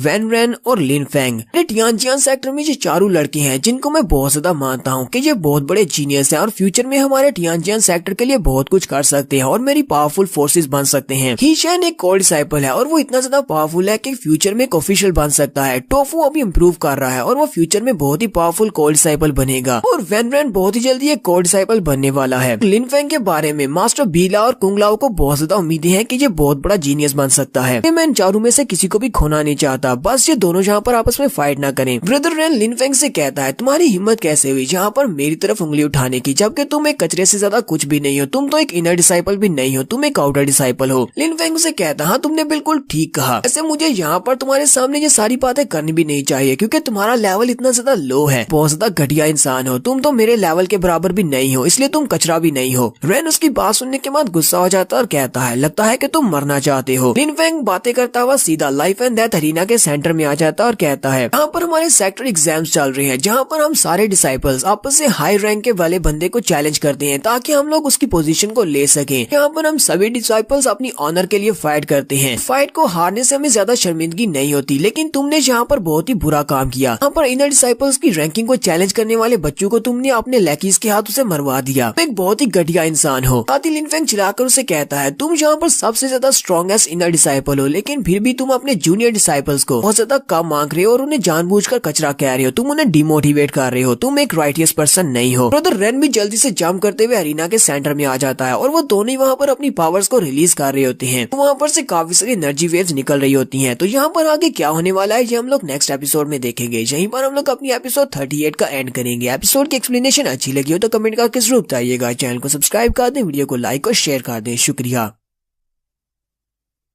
डार्क स्पिरिट की एपिसोड 39 के साथ हाजिर हो। तो लास्ट एपिसोड के एंड पे हमने देखा था Lin Feng life and death arena के सेंटर में चला जाता है और ब्रदर रेन भी जंप करते हुए वहाँ पर आ जाता है। वो दोनों ही अपनी पावर्स को रिलीज कर रहे होते हैं। लिन फेंग उसकी पावर्स को रिलीज होता हुआ देखकर कहता है लगता है कि तुम यहाँ पर बहुत ज्यादा गुस्सा हो गए हो, लेकिन साथ ही लिन फेंग उसे कहता है जरा ऊपर की तरफ देखो, वहाँ पर कितने बड़े बड़े पावर हाउसेस हैं। तुम्हें लगता है कि तुम यहाँ पर बहुत ज्यादा पावरफुल हो, लेकिन मुझे लगता है कि तुम कुएं के अंदर बैठे हुए एक मेंढक की तरह हो। अपना कुआं ही अपनी दुनिया लगती है, लेकिन बाहर निकल कर देखो तुमसे बहुत ज्यादा पावरफुल लोग हैं। स्लैंग और बाकी के एल्डर्स भी उसकी बात सुनने के बाद काफी हैरान होते हैं और कहते हैं ये लड़का बाकियों से काफी ज्यादा अलग है, ये बहुत ज्यादा समझदार है। लिन फेंग उसे कहता है तुम एक वाइज इंसान नहीं हो, बल्कि तुम एक कचरे से भी ज्यादा बुरे हो, तुम्हारे पास तो दिमाग ही नहीं है। लिन फेंग यहाँ पर अपने सेक्टर के ऊपर भी उंगली उठा देता है और कहता है अरे जैसे घटिया और छोटी सोच वाले इंसान जो कि अपने इनर डिसाइपल्स को बुली करता है और यहाँ पर एल्डर्स की भी इज्जत नहीं करता, तुम्हारे जैसे इंसान को अगर यहाँ पर रखा इस सेक्टर वाले रेस कर रहे हैं और तुम्हारे ऊपर रिसोर्सेज को खर्च कर रहे हैं। इस बात पर बहुत ज्यादा शर्म महसूस हो रही है कि मैं एक ऐसे सेक्टर का आउटर डिसाइपल हूँ। इस सेक्टर में तुम्हारे जैसे बेवकूफ और घटिया इंसान को रखा गया है। बाकी के सारे बच्चे भी ये बात सुनने के बाद बहुत सा हैरान होते हैं और कहते हैं अब इस लड़के को क्या हो गया है, लगता है ये पागल हो गया है, ये यूनाई सेक्टर के ऊपर उंगली उठा रहा है। लेकिन लू जान भी वहीं पर खड़े होते हैं। वो वहीं से चिल्लाकर उसे कहते हैं तुम्हारी हिम्मत कैसे हुई, एक आउटर डिसाइपल होने के बावजूद तुम यहाँ पर हमारे सेक्टर के ऊपर उंगली उठा रहे हो, तुम्हारी हिम्मत कैसे हुई ये सब कुछ कहने की। लिन फेंग एल्डर लू जॉन से कहता है क्या तुम्हें पता है कि हमारा यूनाई सेक्टर इतने ज्यादा डिक्लाइन में क्यों चला गया है, हमारा सेक्टर राइज क्यों नहीं कर रहा, सिर्फ तुम्हारे जैसे बेवकूफ और घटिया एल्डर्स की वजह से। मुझे लगता है कि मैं एक आउटर डिसाइपल हूँ तो मैं बहुत ज्यादा वीक हूँ, इस बात से फर्क नहीं पड़ता कि तुम्हारे इनर सेक्टर के जो स्टूडेंट्स हैं वो भी इतने स्ट्रॉन्ग नहीं है। फिर साथ ही वो वहाँ पर खड़े उन 5 लड़कों से कहता है जिन्होंने यहाँ पर पहले 5 लड़कों से फाइट की थी और उन 5 को मार डाला था। लिन फेंग उनसे कहता है तुम सभी को लगता है कि तुम लोग रैंकिंग में हो तो तुम लोग बहुत ज्यादा स्ट्रॉन्ग हो, ठीक है तुम 5 यहाँ पर नीचे आओ, लाइफ एंड डेथ अरीना में मैं तुम 5 के साथ एक ही वक्त पर फाइट करूंगा और तुम्हें दिखाता हूँ कि एक आउटर डिसाइपल तुम्हें हरा सकता है। तुम सभी के पास ऐसे कोई भी राइट्स नहीं है कि तुम बाकी को बुली कर सको। ल्यूफी भी उसकी बात सुनने के बाद सोच रही होती है लगता है कि ये पागल हो गया है, ये 5 लड़कों को एक साथ चैलेंज कैसे कर सकता है। ये वो 5 रैंकिंग वाले लड़के हैं और रैंकिंग वाले कम से कम अपनी सोल ईयर के 3rd लेवल पर तो होंगे ही, तो 1-2 से फाइट करने की बात होती तो फिर तो ठीक था, 5 को एक साथ हराना मुश्किल है। पैट्रियार्च भी लिन फेंग की बात सुनने के बाद कह रहे होते हैं मैं यहाँ पर लिन फेंग को खो नहीं सकता, 5 लड़कों के साथ फाइट करने के दौरान खतरा है कि लिन फेंग मारा जाए। फेंग एक जीनियस है और मैं नहीं चाहता ये जहाँ पर मरे। लिन फेंग से कहते हैं तुम 5 के साथ एक साथ फाइट नहीं कर सकते, तुम इनमें से किसी एक को चूज कर लो। लिन फेंग कहता है नहीं, मुझे 5 के साथ एक साथ फाइट करनी है। ब्रदर रेन उन 5 की तरफ देखता और कहता है तुम सभी बेवकूफ हो, चलो जल्दी से यहाँ पर नीचे उतरो, मैं इसको 1 सेकंड भी और जिंदा नहीं देख सकता, जल्दी से यहाँ पर और इसे मार डालो। 5 ब्रदर रेन के ऑर्डर्स को फॉलो करते हुए जल्दी से जंप करते हुए नीचे उतर आते हैं। सभी लोग जैसे वहाँ पर अरीना में उतरते हैं तो उनमें से एक लड़का जिसका नाम युई जैंग होता है, वो सबसे पहले आगे बढ़ता है, अपनी फायर मास्टर स्पिरिट को रिलीज करते हुए कहता है तुम्हें यहाँ पर अपने मारने वाले का नाम याद रखना चाहिए, मेरा नाम युई जैंग है। वो जैसे लिन फेंग के करीब पहुंचता है, अपनी पावर्स को रिलीज करते हुए उसके ऊपर अटैक करता है, तो लिन फेंग अपनी पाम ऑफ डेसोल्यूशन को यूज करते हुए अपनी पाम से उसके ऊपर अटैक करता है। देखने वाले काफी ज्यादा हैरान होती है और कहती है इस लड़के ने तो अपनी पाम ऑफ डेसोल्यूशन के 8th मूव को भी मास्टर कर लिया, ये 8th लेयर पर है और ये काफी ज्यादा पावरफुल मूव है। लिन फेंग असल में यहाँ पर अपनी पाम ऑफ डेसोल्यूशन को सिर्फ छलावे के लिए यूज कर रहा है, असल में वो ड्रॉ स्किल मेथड को यूज करने वाला है ताकि कोई उसके ड्रॉ स्किल मेथड को यूज होते हुए देख ना सके, क्योंकि ये एक सरप्राइज अटैक है। युई जैंग जैसे उसके करीब पहुंचता है, लिन फेंग उसी अटैक्स के बीच से अपनी तलवार को बड़ी स्पीड से निकालता है और उसके ऊपर एक स्लैश लगा देता है। सिर्फ एक ही अटैक के साथ वो वहाँ पर युई जैंग को मार देता है। युई जैंग सिर्फ एक ही अटैक में मर जाता है। पैट्रियार्च देखकर बहुत ज्यादा हैरान होते हैं और कहते हैं इस लड़के ने तो स्वर्ड ड्राइंग स्किल को मास्टर किया है, ऊपर से ये लड़का अपनी सोल लेयर के 3rd लेवल पर पहुंच चुका है। सिर्फ इतना, बल्कि इसने 8th पाम ऑफ द डेसोल्यूशन को 8th लेयर तक मास्टर कर लिया है। इसी वजह से तो मास्टर बीला और कुंगलाओ इस लड़के की बहुत ज्यादा रिस्पेक्ट करते हैं। लिन फेंग बाकी के चारों से कहता है यहाँ पर तुम सभी ने जो कुछ भी किया है अब उसका बदला तो चुकाना पड़ेगा। सभी लोग घबरा जाते हैं और कहते हैं युई जैंग मर चुका है, अब हम लोग क्या करें? लगता है कि हम चारों को मिलकर इसके ऊपर अटैक करना पड़ेगा। वो चारों जैसे मिलकर उसके ऊपर अटैक करने के लिए आगे बढ़ने लगते हैं। फेंग वहीं पर अपनी तलवार को यूज करते हुए अपनी स्वर्ड फोर्स को रिलीज करता है और स्वर्ड फोर्स को रिलीज करने के बाद वो उनमें से 2 के ऊपर और अटैक करता है और वो दोनों भी मर जाते हैं। वहाँ पर अरीना में सिर्फ 2 ही लड़के और बचते हैं। लिन फेंग उन दोनों की तरफ घूर कर देखता है, वो दोनों ही जल्दी से पीछे की तरफ भागना शुरू कर देते हैं और ब्रदर रेन से कह रहे होते हैं ब्रदर रेन प्लीज हमारी हेल्प करो, हमारी जान बचा लो। जबकि रेन चिल्लाकर उनसे कह रहा होता है तुम सभी लोग कमीनो वहीं पर मरो, यहाँ पर वापस मत आना, तुम लोग इनर डिसाइपल कहलाने के लायक नहीं हो। लिन फेंग पीछे से उनके ऊपर स्लैशेस लगाता है और उन दोनों को वहीं पर मार देता है और कहता है आज तो यहाँ पर अगर हीवनली किंग्स और गॉड हुड भी आ जाए तो वो भी तुम्हें नहीं बचा सकता। देखने वाले बच्चे इस मूव को पहचानते हैं। वो लोग कहते हैं इस लड़की ने अभी अभी यहाँ पर स्वर्ड ऑफ निर्वाणा के first move life taking move को यूज किया है। इस लड़की के पास कितने सारे मास्टर स्किल्स हैं, इसने स्वर्ड ऑफ निर्वाणा स्किल को भी मास्टर कर लिया। काउंटर डिसाइपल इतना ज्यादा स्ट्रॉन्ग कैसे हो सकता है? जबकि ल्यूफी भी इस बात से बहुत ज्यादा हैरान होती है और कहती है इसने उन 5 को मार डाला जो कि इनर डिसाइपल्स की टॉप 5 रैंकिंग में थे। मुझे लगता है कि अब ये लड़का मेरी रेंज से बहुत ज्यादा बाहर निकल चुका है और मुझे नहीं लगता कि मैं कभी इसके लेवल तक पहुंच पाऊंगी, इसलिए मैं इससे बदला नहीं ले सकती। पैट्रियार्च कहते हैं इसने मेरे 5 इनर डिसाइपल्स को बिना किसी हिचकिचाहट के मार डाला। ये लड़का या तो एक जीनियस है या फिर इसको एक डेविल कहूँ।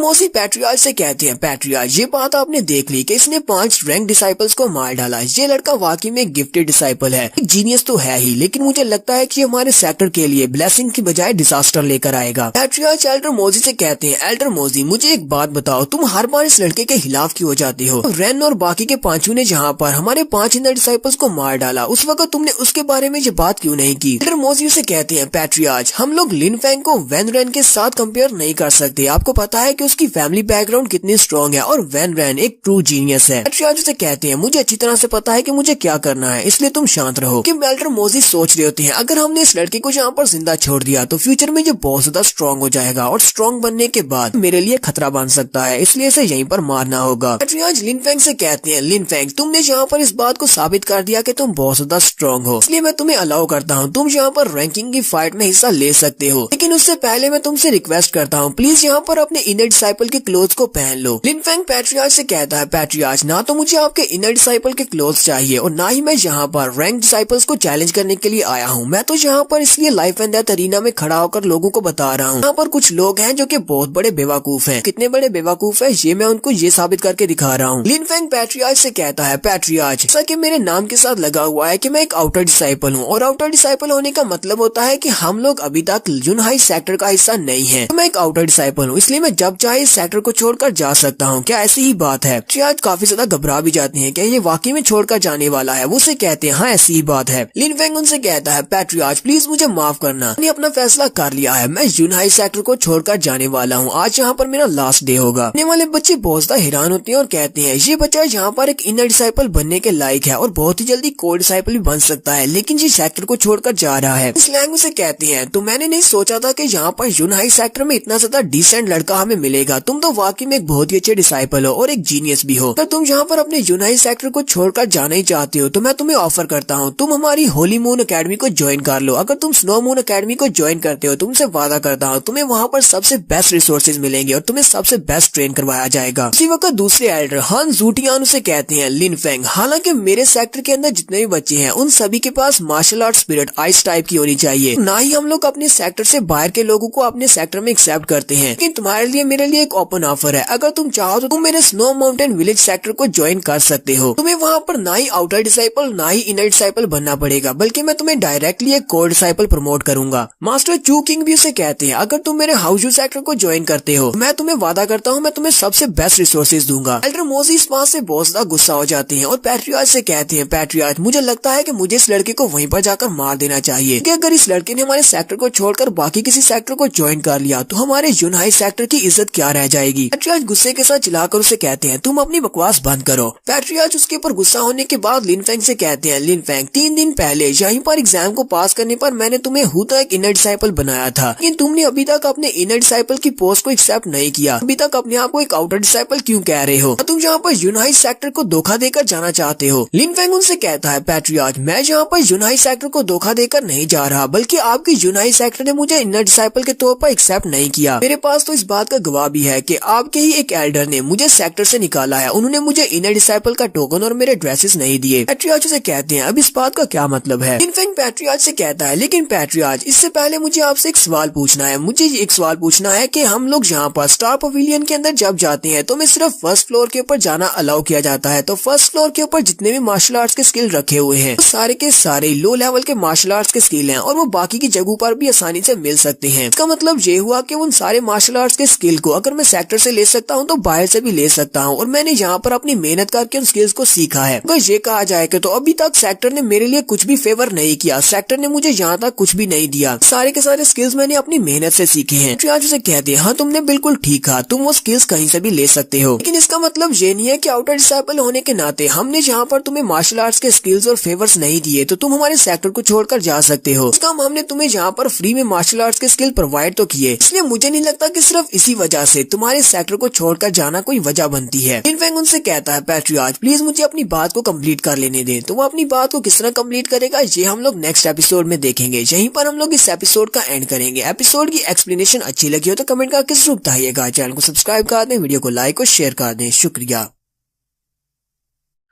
तो गाइस कैसे हैं आप सब लोग? डार्क स्पिरिट की एपिसोड 40 के साथ हाजिर हो। तो लास्ट एपिसोड के एंड पे हमने देखा था हमारा लिन फेंग पैट्रियार्च से बात कर रहा होता है। पैट्रियार्च से कहता है, हम सभी लोग यहाँ पर आउटर डिसाइपल्स हैं और आउटर का मतलब है कि हम लोग अभी तक सेक्टर का हिस्सा नहीं है, और यहाँ पर स्टार पवेलियन के अंदर में जितने भी मार्शल आर्ट्स के स्किल्स दिए जाते हैं वो सारे तो हमें कहीं से भी मिल सकते हैं। तो अगर देखा जाए तो यहाँ पर आप लोगों ने हमारे लिए कुछ भी नहीं किया।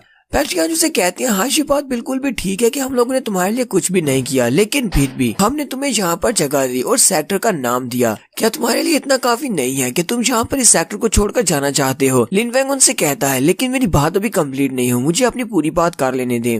लिन फेंग पैट्रियार्च से कहता है, ये बात आपको भी पता है कि जिस दिन ऑफिशियल चू यहाँ पर आया था लिन कियान के साथ और मुझे यहाँ से लेकर जाना चाहते थे, उस दिन एल्डर मोजी ने बड़ी आसानी के साथ मुझे यहाँ से उनके हवाले करने का फैसला कर दिया था, क्योंकि मैं सिर्फ एक आउटर डिसाइपल हूँ और मेरी उनकी नजर में कोई भी औकात नहीं है। अगर उस दिन वो मिस्टीरियस मास्टर वहाँ पर मेरी हेल्प करने के लिए नहीं आता तो एल्डर मोजी ने उसी वक्त मुझे वहीं पर मार दिया होता। पैट्रियार्च उसे कहते हैं, हाँ ये बात भी बिल्कुल ठीक है। उसके बाद लिन फेंग कहता है, जब दूसरी बार जब यहाँ पर बहुत सारे बीस्ट ने अटैक किया था उस वक्त मैं एक बड़े से बीस्ट के साथ फाइट कर रहा था, तो एल्डर मोजी ने अपनी स्पिरिट एनर्जी के साथ मुझे बांधकर एक इल्यूजनरी बीस्ट के सामने फेंक दिया। ये सब कुछ आपने वहाँ पर सबने अपनी आंखों से देखा, लेकिन ये तो अच्छी बात है कि पता नहीं किसी तरह से उस अटैक से बच गया। लेकिन एल्डर मोजी ने वहाँ पर ये सब कुछ मेरे साथ इसलिए किया क्योंकि मैं एक आउटर डिसाइपल हूँ। पैट्रियार्च लिन फेंग की बात सुनने के बाद उसे कहते हैं, ठीक है मैं इस बात को एक्सेप्ट करता हूँ कि ये सारी की सारी मेरी गलती है और मेरी वजह से हुआ है, क्योंकि मुझे एल्डर मोजी के ऊपर नजर रखनी चाहिए थी कि वो यहाँ पर क्या कुछ कर रहे हैं और आउटर डिसाइपल्स के साथ क्या कुछ हो रहा है। लेकिन उस इल्यूजन बीस्ट के तुम्हें खा जाने के बाद उसके बाद वहाँ पर मास्टर बीलाव बहुत ज्यादा गुस्सा हो गए थे और उन्होंने मास्टर मोजी को तकरीबन मार ही दिया था। वो तो बड़ी मुश्किल से हमने मास्टर मोजी को उनके हाथों से बचवाया है। मास्टर बीलाव तुम्हारी बहुत ज्यादा कदर करते हैं और उनकी वैल्यू तुम्हारी नजर में बहुत ज्यादा है, इसलिए मैं नहीं चाहता कि तुम हमारे सेक्टर को छोड़कर जाओ। लिन फेंग उनकी बात सुनने के बाद सोच रहा होता है, अब उस इल्यूजन बीस्ट ने मुझे निगल लिया था और मैं वहाँ से गायब हो गया, तो उसके बाद का तो मुझे कुछ भी नहीं पता। हो सकता है कि मास्टर बीलाव वाकई में वहाँ पर आए हूँ और वो बहुत ज्यादा गुस्से में हूँ, उन्होंने मास्टर मोजी को भी मारने की कोशिश की हो। मास्टर बीलाव वाकई में मेरी बहुत ज्यादा रिस्पेक्ट करते हैं, इसी वजह से मैं मास्टर बीलाव की खातिर इस सेक्टर को छोड़कर नहीं जा सकता, लेकिन फिर भी मोजी को तो सबक सिखाना पड़ेगा। तो मास्टर लू जुआन भी वहीं पर खड़े होते हैं। वो जैसे ये बात सुनते हैं कि मास्टर बीलाव इस लड़के की बहुत ज्यादा वैल्यू करती हैं तो वो बहुत ज्यादा घबरा जाती है और कहती है अगर मुझे पहले से पता होता ये लड़का बी लाओ का स्पेशल है तो फिर मैं कभी भी इसके साथ ये सब कुछ नहीं करता, क्योंकि घूम फिर कर ये सारी बात तो मेरे ऊपर ही आने वाली है। लिन फेंग उनसे कहता है मास्टर बी लाओ की बात हम लोग बाद में करेंगे, चले ठीक है मास्टर मोजी को फिलहाल के लिए छोड़ देते हैं, क्योंकि मास्टर मोजी एक इनर आइडलर है और उनकी रिस्पेक्ट ज्यादा है और वो सबसे ज्यादा हाई रैंक के इनर आइडलर है। चले मैं आपको 3 दिन पहले की बात बताता हूँ। 3 दिन पहले जब मैं यहाँ से एग्जाम को पास करने के बाद माउंटेन पीक पर गया था अपना बैच लेने के लिए, वहाँ पर वेन रेन ने मुझे मारने की कोशिश की।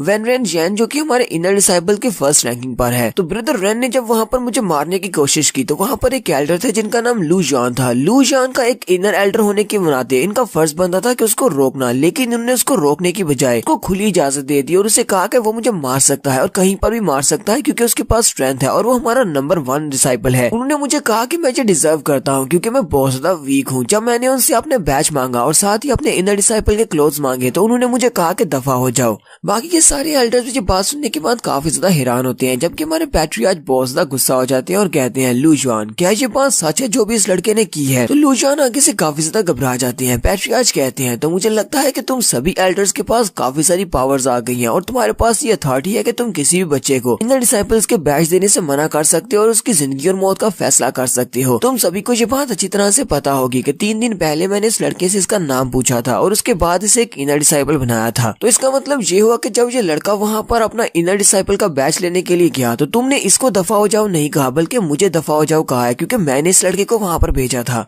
पैट्रियार्च लिन फेंग से कहते हैं ठीक है मैंने तुम्हारी बात को नोट कर लिया है, मैं इसके ऊपर कुछ न कुछ एक्शन जरूर लूंगा। लिन फेंग कहता है पैट्रियार्च आपको पता होगा कि मुझे इस वक्त किस तरह महसूस हो रहा होगा। पैट्रियार्च से कहते हैं लिन फेंग मुझे बताओ कि तुम क्या चाहती हो कि मैं तुम्हारे लिए क्या करूं। लिन फेंग पैट्रियार्च से कहता है पैट्रियार्च आपने एक बार मुझसे कहा था कि अगर मेरे पास बहुत ज्यादा स्ट्रेंथ होगी तो सभी लोग मेरी रिस्पेक्ट करेंगे, मैं सिर्फ स्ट्रेंथ के बलबूते पर ही अपनी रिस्पेक्ट हासिल कर सकता हूँ। लेकिन मुझे एक बात तो बताएं कि आज आपके पास जितने भी डिसाइपल्स हैं, जितने भी कोर डिसाइपल्स हैं, वो सभी के सभी लोग कहाँ से आए हैं? वो सभी लोग कभी आउटर डिसाइपल हुआ करते थे और वो लोग बॉटम से अब तक पहुँचे हैं और उन सभी के साथ भी ऐसा ही हुआ था। जब वो आउटर डिसाइपल थे, जब वो वीक थे तो आपके सेक्टर ने उनकी जरा भी रिस्पेक्ट नहीं की, बिल्कुल मेरी ही तरह। जब वो कमजोर थे और सेक्टर ने उनकी रिस्पेक्ट नहीं की तो आप उन लोगों से कैसे एक्सपेक्ट कर सकते हैं कि जब वो स्ट्रांग हो जाएंगे तब वो सेक्टर की रिस्पेक्ट करेंगे। यहाँ पर आप किसी को भी बेटर रिसोर्सेज देने की बात करें तो आपके कोर डिसाइपल्स भी आपको छोड़कर चले जाएंगे क्योंकि वो आपके सेक्टर की रिस्पेक्ट नहीं करते। आपके सेक्टर ने उनके कमजोर वक्त में उनकी रिस्पेक्ट नहीं की। पैट्रियार्च उसकी बात सुनने के बाद सोच रहे होते हैं ये लड़का बिल्कुल ठीक बात कर रहा है। जब ये बच्चे आउटर डिसाइपल थे और बहुत ज्यादा वीक थे, हम इनके ऊपर ध्यान नहीं देते थे और ना ही किसी की रिस्पेक्ट करते थे कि ये बड़े होकर बहुत ज्यादा स्ट्रांग हो सकते हैं। इसी वजह से वेन रेन जैन ये कितना ज्यादा एरोगेंट हो चुका है, जबकि हमारे पास जो कोर डिसाइपल्स हैं वो भी बहुत ज्यादा एरोगेंट है और उनमें से कोई भी सेक्टर की रिस्पेक्ट नहीं करता। तो लिन फेंग यहाँ पर पैट्रियार्च को रूल्स के बारे में बताता है कि आपको यहाँ पर रूल्स को इम्प्लीमेंट करवाना चाहिए। सभी के लिए रूल्स एक जैसे होने चाहिए। अगर कोई स्टूडेंट गलती करता है तो उसे सजा दी जाए, लेकिन अगर कोई एल्डर गलती करता है तो उसे भी सजा दी जाए। आप लोगों ने ये सिस्टम बिल्कुल गलत रखा हुआ है कि जो स्ट्रांग है वो यहाँ पर कुछ भी कर सकता है और उसे हर एक काम करने की आजादी है। तो पैट्रियार्च लिन फेंग की बातें सुनने के बाद उठकर खड़े हो जाते हैं और लिन फेंग से कहते हैं बच्चे तुमने यहाँ पर मुझे बहुत कुछ सिखाया है, तुम्हारा बहुत बहुत शुक्रिया जो तुमने मेरी आंखें खोल दी। और मुझे लगता है कि हमारा यूनाई सेक्टर जब कभी तुम इसके पैट्रियार्च बनोगे तुम हमारे यूनाई सेक्टर को बहुत ही अच्छे से मैनेज करोगे। इसलिए मैं उम्मीद करता हूँ कि तुम हमारे यूनाई सेक्टर को छोड़कर नहीं जाओगे और यहीं पर रुकोगे क्योंकि तुम्हारा फ्यूचर बहुत ज्यादा ब्राइट है। आने वाले बच्चे भी काफी ज्यादा हैरान हो जाते हैं और कहते हैं ये पैट्रियार्च ने यहाँ पर किस तरह की बात कर दी। उन्हें लगता है कि लिन फेंग फ्यूचर में हमारा पैट्रियार्च बन सकता है। लिन फेंग पैट्रियार्च से कहता है पैट्रियार्च मैं अपने सेक्टर को छोड़कर नहीं जाना चाहता, मैं तो बस आपको ये बता रहा हूँ कि ये सभी लोग कितने बड़े बेवकूफ हैं और उन्होंने कितनी बड़ी गलतियाँ की हैं, लेकिन मुझे यहाँ पर रुकने के लिए किसी न किसी वजह की जरूरत है। क्या आपके पास ऐसी कोई वजह है कि मैं यहाँ पर क्यों रुकूं? पैट्रियार्च उसे कहते हैं तो मैं तुमसे यहाँ पर वादा करता हूँ जब तक मैं इस सेक्टर का पैट्रियार्च हूँ दोबारा यहाँ पर कोई भी तुम्हारे ऊपर किलिंग इंटेंट शो नहीं करेगा, ना ही कोई स्टूडेंट तुम्हें मारने की कोशिश करेगा और ना ही कोई एल्डर तुम्हारे खिलाफ कोई साजिश कर पाएगा। लिन फेंग उनसे कहता है ये तो आपने अभी की बात किया और फ्यूचर की बात की है, लेकिन पास्ट का क्या? पास्ट में मैंने बहुत सारी ह्यूमिलिएशन को फेस किया है, बहुत ज्यादा प्रेशर महसूस किया है, उस सभी का बदला भी तो आपको चुकाना पड़ेगा। पैट्रियार्च उसकी बात सुनने के बाद कहते हैं ठीक है मैं तुम्हारी बात समझ गया। वो कहते हैं लू जॉन को पकड़ लो, इसकी कल्टीवेशन को क्रिपल कर दो और इसे उठाकर सेक्टर से बाहर फेंक दो। आज के बाद लू जॉन हमारे सेक्टर का एक एल्डर नहीं रहा। गार्ड जल्दी से आगे बढ़ते हैं और उसको पकड़कर वहाँ से ले जाते हैं, जबकि वो चिल्ला चिल्ला कर कह रहा होता है वेन रेन जैन प्लीज यहाँ पर और मुझे बचाओ। ब्रदर रेन उसकी बात को इग्नोर कर देता है क्योंकि वो उसको बचाने के लिए क्यों आगे बढ़ेगा और वो लू जॉन को वहाँ से ले जाकर उसकी कल्टीवेशन को क्रिपल कर देती है, जिससे उसके चिल्लाने की आवाज आती है। पैट्रियार्च लिन फेंग से कहती है, जैसे कि तुमने सुन ही लिया है कि हमने उसकी कल्टीवेशन को क्रिपल कर दिया है और सेक्टर से बाहर निकाल दिया है। क्या अब तुम इस बात से सेटिस्फाइड हो और यहाँ पर रुकने को तैयार हो? लिन फेंग सोच रहा होता है, इसको तो सजा मिल गई, लेकिन मैं मोजी को नहीं छोड़ने वाला, उसको भी अपने किए पर सजा तो मिलनी चाहिए। लिन फेंग पैट्रियार्च से कहता है, पैट्रियार्च मुझे लगता है कि आप यहाँ पर किसी को भूल रहे हैं। जबकि एल्डर मोजी सोच रहे होते हैं, इस लड़की को क्या लगता है कि इतना ज्यादा टैलेंटेड है कि इसकी वजह से ये यहाँ पर मुझे सजा दे देंगे। एल्डर मोजी के फादर जो कि वहीं पर बैठे होते हैं, ग्रेट एल्डर, वो पैट्रियार्च से कहते हैं, पैट्रियार्च हमें काफी ज्यादा देर हो रही है, हमें जल्दी से जल्दी अपने एग्जाम्स को कंटिन्यू करना चाहिए। फिर साथ ही ग्रेट एल्डर लिन फेंग से भी कहते हैं, लिन फेंग पहले तो अपने एग्जाम्स को कंटिन्यू करो, एग्जाम्स के खत्म होने के बाद हम लोग एल्डर मोजी के बारे में बैठकर बात करेंगे। तो लिन फेंग पैट्रियार्च से कहता है, पैट्रियार्च मुझे ये बात अच्छी तरह से पता है कि एल्डर मोजी का स्टेटस यहाँ पर काफी ज्यादा हाई है और उनके फादर एक ग्रेट एल्डर है, और ग्रेट एल्डर होने के नाते सभी लोग जब चाहे मुझे यहाँ पर आसानी से बुली कर सकते हैं। इन दोनों बाप बेटा के पास बहुत ज्यादा पावर है। अगर यहाँ पर एल्डर मोजी को सजा नहीं मिलेगी तो फिर मैं यहाँ पर यूनाही सेक्टर में अपना सर उठाकर नहीं जी पाऊंगा, फिर मेरा यूनाही सेक्टर में रहने का फायदा ही क्या है। यहीं पर एक स्टूडेंट जिसका नाम लीबो होता है, वो भी एक इनर डिसाइपल है और उसका रैंक 21 है। वो लिन फेंग से कहता है, तुम्हें लगता है कि तुम इस तरह की बातें करके ये सब कुछ यहाँ पर अपनी बातें मनवा सकते हो और एल्डर मोजी को सजा दिलवा सकते हो? क्या तुम्हें लगता है कि तुम वाकई में इस लायक हो? तुम्हारे पास इतनी स्ट्रेंथ है कि तुम्हारे जैसे लड़के के लिए यहाँ पर दो एल्डर्स को हमारे सेक्टर से निकाल दिया जाए? तुम तो यहाँ पर एल्डर मोजी के बारे में सिर्फ बकवास बातें कर रहे हो। एल्डर मोजी बहुत ज्यादा स्ट्रॉन्ग है और उनकी पोजीशन हाई है। अगर वो वाकई में यहाँ पर तुम्हें नुकसान पहुँचाना चाहे, यहाँ पर तुम्हें जान से मारना चाहे, तो तुम उनसे नहीं बच सकते। एल्डर मोजी लीबो की बात सुनने के बाद कहते हैं, लीबो तुम्हें इस लड़के के लेवल तक गिरने की जरूरत नहीं है, ये लड़का तो बहुत ही घटिया बातें कर रहा है। मुझे लगता है कि